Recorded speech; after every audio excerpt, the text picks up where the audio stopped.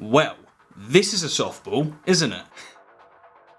An argument from personal experience is an interesting one, because for the person who's had the experience it's remarkably compelling, but for the majority of everybody else it's borderline insane. This is the argument from personal experience debunked.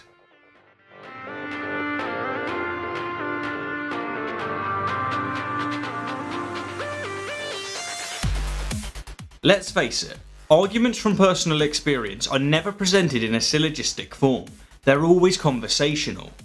Our holistic, yoga-loving, slightly wacky aunt simply tells us that she knows that reincarnation is real because she has personally experienced visions of her previous life. And our cousin, who was last year on life support, often and loudly tells us that he knows that heaven exists because he has personally experienced heaven during his near-death experience. Yeah, in this scenario we have a pretty weird family.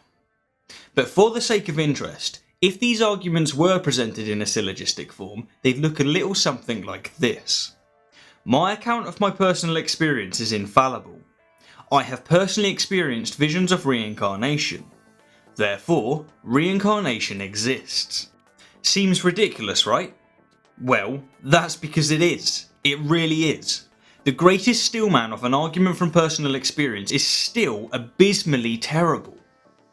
But what makes arguments from personal experience so contentious and difficult to tackle is that they are by their very nature personal. And so when we tell our aunt or cousin that we don't accept their claim, they almost always take it as a personal insult. They internally assume that we're calling them a liar. But of course, this generally isn't the case. Rather, we're saying that while we accept that they had their experience, we don't accept that their interpretation of their experience is accurate. Or to quote Jeff D on this matter, lying isn't even an issue. It's not a question of whether they're lying. It's a question of whether their interpretation of their experience matches up with reality. And this leads us to a good place to start listing the flaws with arguments from personal experience. To begin, the vast majority of them simply contradict reality. If we take our aunt's reincarnation claim as an example, in order for her interpretation of her personal experience to be an accurate account of reality, all of the facts, laws, theories and evidence found in biology and psychology must be contradicted. So far, all of the evidence indicates that our personality and consciousness is a product of our brain. When certain parts of a person's brain is damaged, corresponding parts of that person's personality and consciousness are also damaged, and so, when our brain is completely and permanently damaged at death, all we can infer is that our personality and consciousness is also completely and permanently damaged at death. Hence, the vast majority of arguments from personal experience contradict reality. In addition to arguments from personal experience contradicting reality, they also often contradict one another, meaning that many of them are mutually exclusive. For example, our aunt knows for certain that reincarnation, as described in Buddhist tradition, is a fact, while our cousin knows for certain that heaven, as described in Christian tradition, is a fact. In this case, our aunt and cousin are making very specific claims about the nature of death. They can't both be absolutely correct, and hence their claims are mutually exclusive.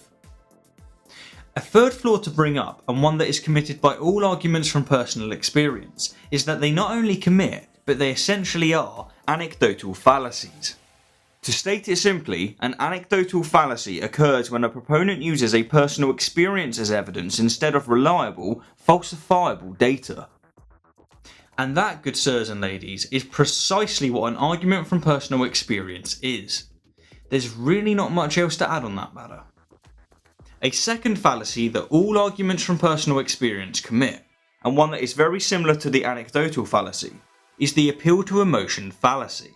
An appeal to emotion fallacy is characterised by the manipulation of the recipient's emotions in order to win the argument, rather than presenting factual evidence and sound reasoning.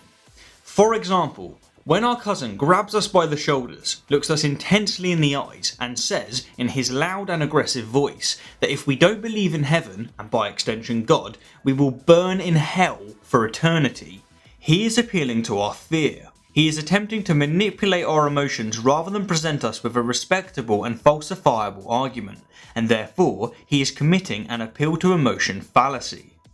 Yet another flaw committed by all proponents of an argument from personal experience is an argument from authority fallacy.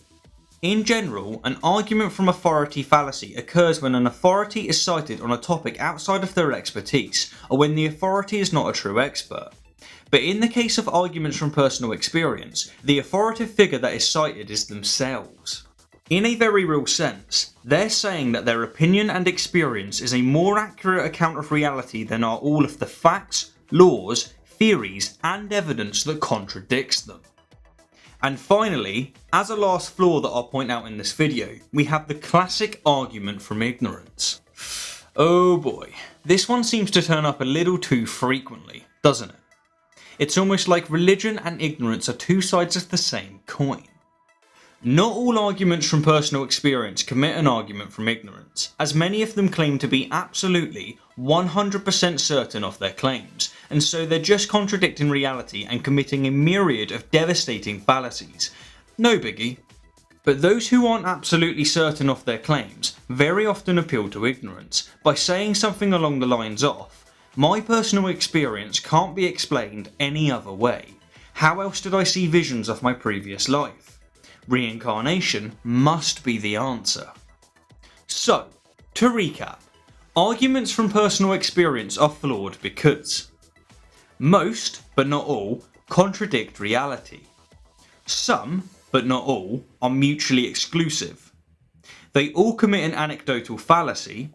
They all commit an appeal to emotion fallacy. They all commit an argument from authority fallacy. And some, but not most, commit an argument from ignorance. While those who use an argument from personal experience generally mean well, what they are essentially asserting is that their interpretation of their experience is more reliable than every shred of verifiable, objective, and tested piece of evidence that contradicts them. In a very real sense, they are saying that they are infallible. But alas, the fact of the matter remains. Extraordinary claims require extraordinary evidence, and the assertion that someone's interpretation of their experience can't be mistaken just doesn't cut it. Anyhow, as always, thank you kindly for the view, and I'll leave you with this overwhelmingly powerful argument to consider. My account of my personal experience is infallible. I personally experienced, in a clairvoyant dream last night, every viewer of this video subscribed to my channel. Therefore, every viewer of this video has or will subscribe to my channel.